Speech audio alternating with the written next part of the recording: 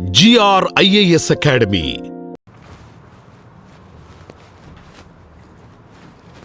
"100 days, 100 themes, one goal UPSC Prelims." Hello everyone, welcome back to Mission Surya. In this program we deal with current affairs completely from prelims perspective. So let's get started.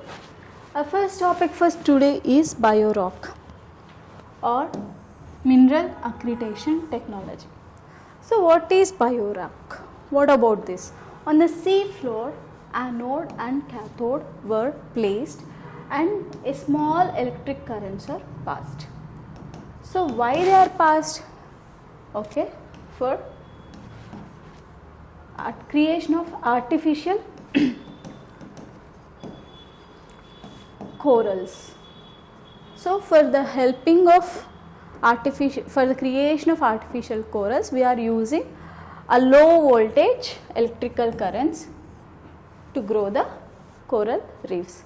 So there are alternative names like secret or cement. This biorock is also known as secret or cement. So it produces a material having strength similar to the concrete, and because of the usage of biorock, corals grow faster, like 4 to 6 times faster, because they don't have to spend energy to build the calcium carbonate skeletons. So this will help corals to survive in the extreme stress and global warming. That is the usage of benefits of biorock. So how it works? Anode and cathode, they are placed on the sea floor. Small voltage will be passed, because of which calcium and carbonate ions in the water crystallizes and forms calcium carbonate, that is CaCO3. So this is a limestone on the cathode. Okay. So coral larvae, they attaches to the calcium carbonate structure produced by the cathode of the biorock. So this can be done by renewable energy. Okay. So it was developed in 1976 by Orf Gilbert, initially for the construction material, and later it was adapted for coral reef restoration by Tom Garu. So in India, Geological Survey of India collaborated with the Gujarat Forest Department for supporting coral reefs. Where they have done it? In the Mithapur coast of the Gulf of Kutch in 2020.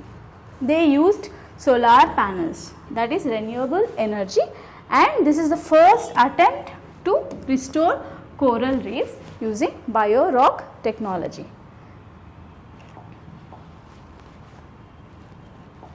So what about the coral reefs? They are the colonies of organisms called polyps. So they have symbiotic relationship with the zooxanthellae. Okay, what is this relationship? So corals provide space to live for zooxanthellae, okay, and compounds which are necessary for the photosynthesis. What about zooxanthellae? What it gives? It gives carbohydrates for production of the skeletons produced by the corals. They also give the colors for the coral. So that is the zooxanthellae and coral symbiotic relationship. So corals are referred as the rainforest of the sea due to the different biodiversity. What about in India? Where they are located? They are located in Andaman and Nicobar Islands, Lakshadweep, Gulf of Mannar and Gulf of Kutch. So there is a few threats like climate change, ocean acidification, overfishing, and the pollution caused by humans. These are the threats for the corals. Moving to the next topic, enhanced weathering technology. So what about this enhanced rock weathering? So this technology accelerates the silicate weathering. So what happens? The finely crushed silicate rocks, primarily basalt, they will be spread finely on the agricultural land. For what? For capturing carbon dioxide. So why we are using this technology? For carbon sequestration and mitigation of the climate change. So that is about enhanced rock weathering. So if you see here, they will spread the rock on the field. So what happens? Carbon dioxide will be absorbed by the silicate which is spread on the land surface. Okay. So how it works? Rainwater, they absorb the carbon dioxide, and when this falls on the rocks, this dissolves them. So bicarbonate ions will be formed. Okay. That's about the formation of the bicarbonate ions, because of which carbon dioxide in the atmosphere will be absorbed by the silicates when rain comes. Okay. How carbonate ions will be? Bicarbonate ions will be formed with the reaction of silicate plus carbon dioxide. Okay. So how they are doing this? So rocks will be made into powder, and then powder is spread across the land. What happens then? Surface area will be increased. So what happens if surface area of powder is increased? There is a chance for more chemical reactions. So that is how carbon dioxide is sequestrated. So these ions, they will be washed into the ocean, and they will be stored as the limestone on the bed of the oceans. So what are the benefits? Obviously for carbon sequestration. So when this carbonate ions, they reach the ocean, they reach the ocean floor. So completely, permanently, carbon dioxide will be stored in oceans. Okay. So that's how carbon dioxide will be sequestrated. So by this we can achieve our net zero targets by removing the carbon dioxide from the atmosphere. So how it benefits agriculture? It will add nutrients to the soil like magnesium, calcium and potassium, and it acts as a natural lime agent, and because of which acidity decreases and pH value decreases, it becomes a neutral, and yields of the crop will also increase. So because of addition of this limestone carbonate ions into the ocean, when they are washed off, acidification also reduces in the ocean, because of which rivers, before soil acids will be neutralized before they reach the rivers and marine environments. There are few challenges and risks associated like measurement. So measurement, reporting and verification.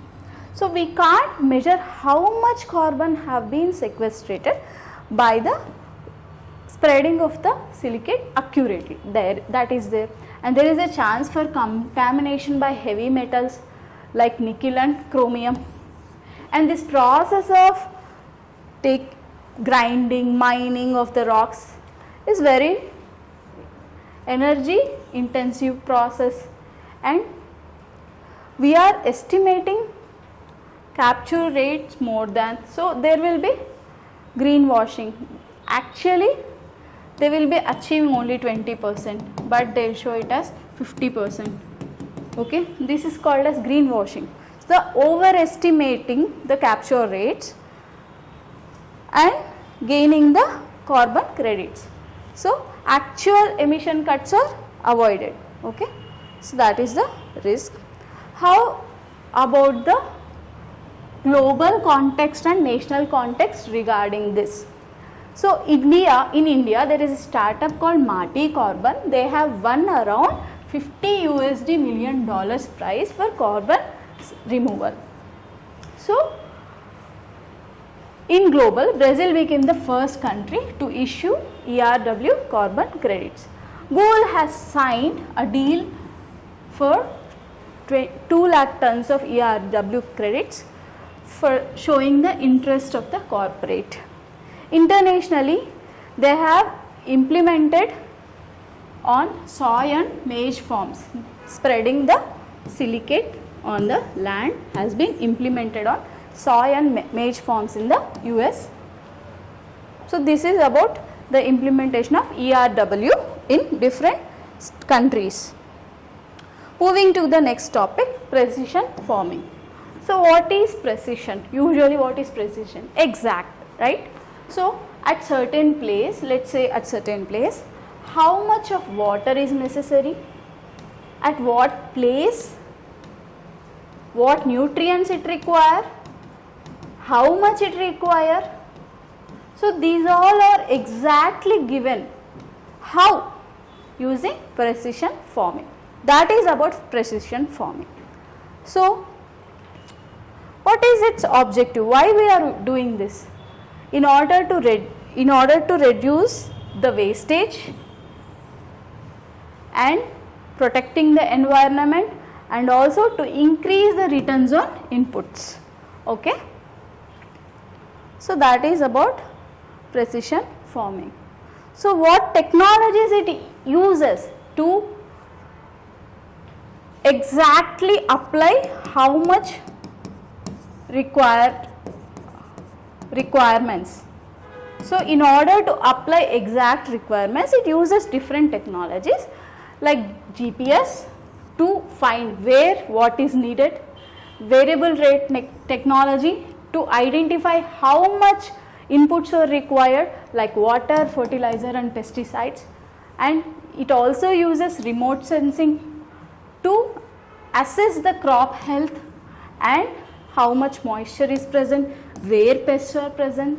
So that will be assessed using remote sensing technology, and they are also using proximate sensors, which are on ground sensors to measure nitrogen levels, soil pH and the presence of moisture. Geographic information system to assess the layer data, like what about the soil type, what are the nutrient levels, how much yield is occurred from this place. So that all information, historic information is used by geographic information system.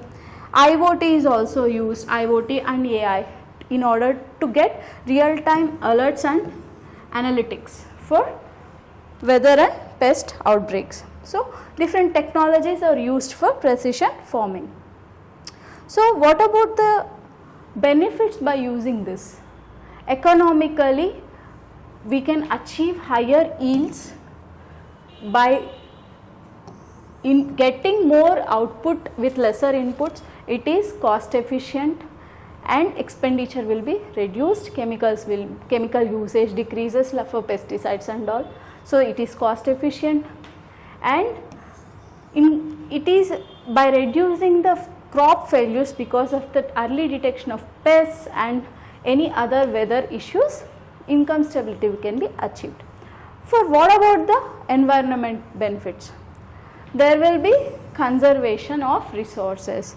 For every drop we will get more crop. That means we are getting more output for the lesser inputs, more yield for the lesser inputs. So this will increase the efficiency of the inputs we are giving, and the soil health also will be preserved because of the usage of less chemicals and the less inputs like urea. and because of controlling the inputs, we are reducing the chemical leaching into the groundwater and nearby water bodies, protecting the environment. Socially, jobs can be created because of the usage of so many technologies we are using for precision farming. Okay, and it also automates many labor intensive tasks by using drones for spraying and weeding. There are few challenges associated with the usage of precision farming because there are only small land holdings. More than 86% of the Indian farmers are small and marginal. They hold less than 2 hectares of land. That is why it is very difficult for them to adopt technology for their less land, because capital is required more to implement such costly technology for the small land. And there is a lack of education and awareness for the people. They don't have digital literacy, so that is also there. And internet connectivity has not reached to every nook and corner of the country, so there is also connectivity issues, and data privacy is also there. Okay.